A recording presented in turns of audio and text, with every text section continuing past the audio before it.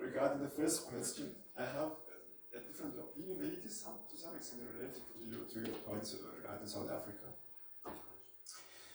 Neocolonialism you raised, I am very cautious with this term because neocolonialism is kind of,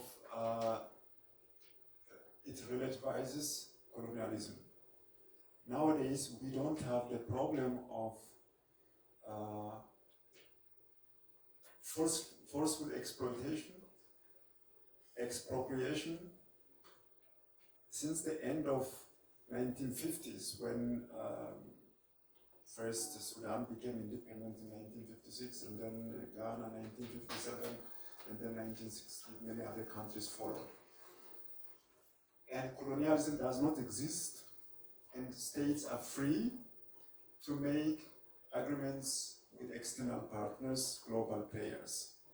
And if we use now the term neocolonialism as if Africans are still the victims of global powers who are taking their properties or resources by force, and this does not exist. Africans are free to make agreements, to choose their partners. If China is exploiting Africa, Africans are free to choose another partner. Africans have now engineers, legal experts, world-class economists who understand economics. When Africans became independent, they did not have such engineers, such economists, such scientists, such legal experts. If we use, and here I disagree with many African and non-African intellectuals, if we use neocolonialism, it is counterproductive because it perpetuates this victimhood of Africans. Africans are not anymore victims. Africans are free actors. Africans have intellectuals. And by using the term neocolonialism, we are kind of playing down the brutality of colonialism, the brutality of Europeans. And therefore, I'm completely against this use of neocolonialism. And regarding South Africa, I mean, it is related to what you raised before. Of course, apartheid structure continues nowadays. And to some extent, please don't misunderstand, to some extent, Black Africans themselves are responsible for what's going on, to some extent. Why? Don't misunderstand. If they had continued what Mandela continued,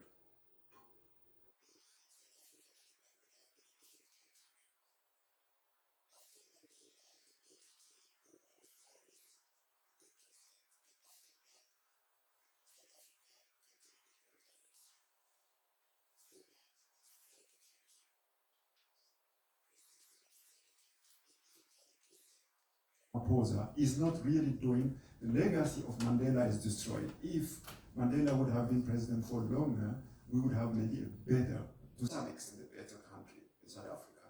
And of course, apartheid destroyed the country for many years. You know, like this, like any kind of destruction takes short period, and rebuilding takes a very long time. And South Africans, whites and blacks, have to come together. I remember it was in 2017, and I'll give you that. I went to University of Pretoria, which is a partner university of ours. And after I gave lecture, when there was a break, I went outside for a break. And what shocked me was black students and white students were having their break separate during the break for 15 minutes. And it was a shock to me. Why is that blacks and whites cannot have their break together while they were sitting in the lecture room together? There is something wrong. And I don't know who is guilty here, but the history of apartheid is destroyed, and it takes time to rebuild this country.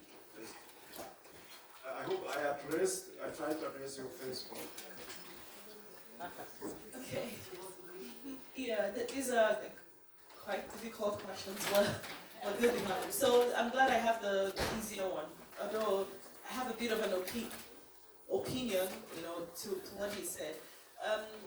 I also believe that yes, Africa has a role to play in what's going on, but still, I'm not an expert of history, but I know that there are also interferences.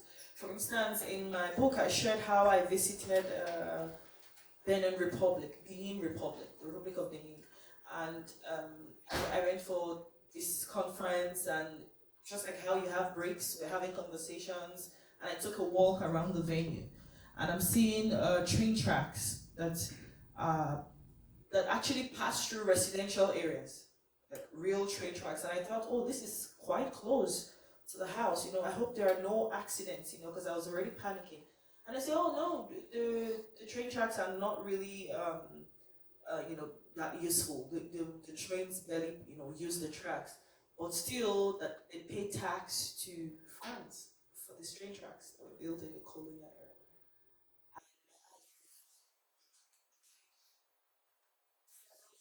era. Down the line, and this still happens. What hold will France in this case have against, what hold do they have? Because you're right, we have what it takes. We have intellects, what hold will they have on Africa that will, or Benin Republic that will make them still pay tax to them several years later, even for train tracks that are not being used. So quite interesting. But anyway, let's go to the more fun things. So about my culture shock experience, a number of them, maybe I could share a few. So yes, the weather, which of course mentally sort of prepared for. But other things we didn't prepare for was the first few days after we arrived, my classmate thought, oh, let's have a chance to bond with you. By the way, I moved with my husband and an almost 5 months old baby then. So they thought, let's have dinner. And we thought, yes, it's a good idea. Because of the visa delays, which is also one of the interesting things that happens with the relationship between the West and the South. And even in Africa, it's also a problem. I shared most of this in my book. And because of the visa problem, I had the first semester online. We just finished COVID, so I arrived in the break between January. So they said, let's go for dinner, and then we go for dinner, and in my head, or in our head, my husband and I, if a Nigerian or maybe an African says, let's go for dinner, it sort of means dinner is on me, or I can decide to pay for everyone else, even though you invited me, as a way to show like a kind gesture. So we're maybe about 5, 6 with my husband and I, and then after everything, we asked the Kellner, so what is the cost? It says, oh, your bill is 80 euros. And of course, we just arrived, we had some money, and I thought, yeah, let's pay. And said, yeah, we're paying for everything. And everyone was like, no, exactly, you see your eyes? But for us, it was normal. We ended up paying for everything, and everyone was looking at us really strange, like, what's going on? I would never pay now, but now I know. But then, it was more of an African or a Nigerian thing to pay for people when you take them out for dinner or for lunch. Another experience is if you're being invited for a party, if I'm inviting, even the parties that Nigerians have here in Innsbruck, if we invite you, it means you eat to stupor, you eat, drink to stupor, and you go home with more food and drinks with you. And then they invite me to a semester party, and they say, oh, only the first bottle of drink is free. You have to buy your drinks and buy your food. And I thought, what's going on here? Why did you invite me? I would have stayed in my house. And so this is just some of the things that and there are a lot of others. So let me not take you the whole evening. Thank you for having me, by the way. Are there any more questions? Yes.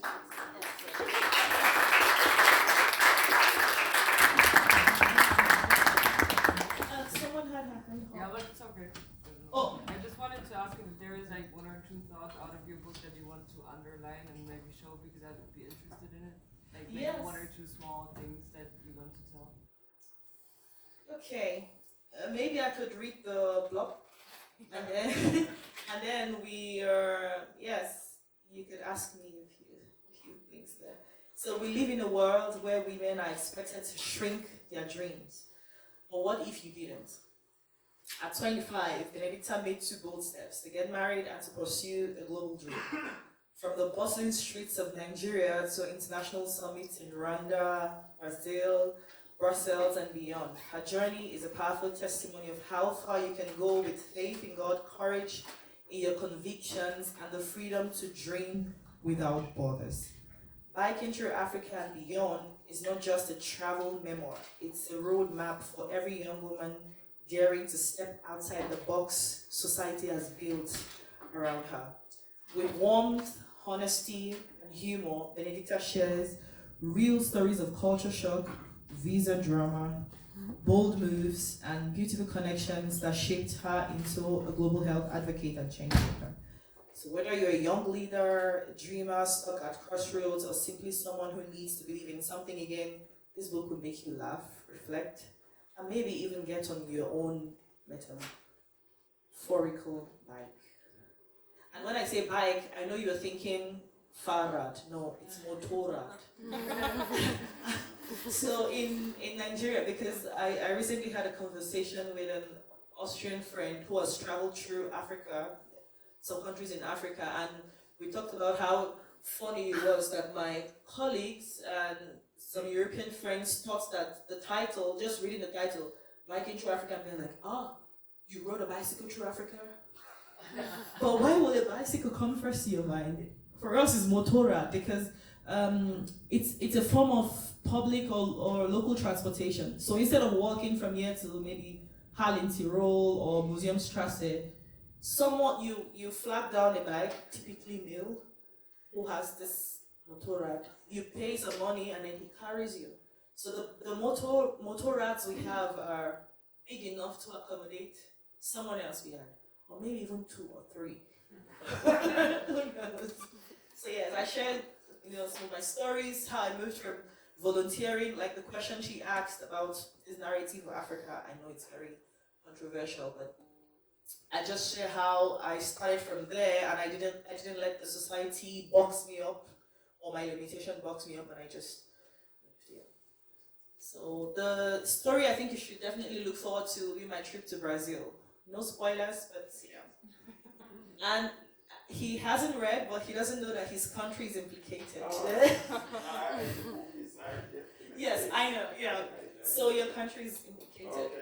Ethiopia. Yeah. Maybe we can organize another evening, maybe with the book. Oh, that would be interesting. I'd love to. Okay. Yeah. Thank you so much.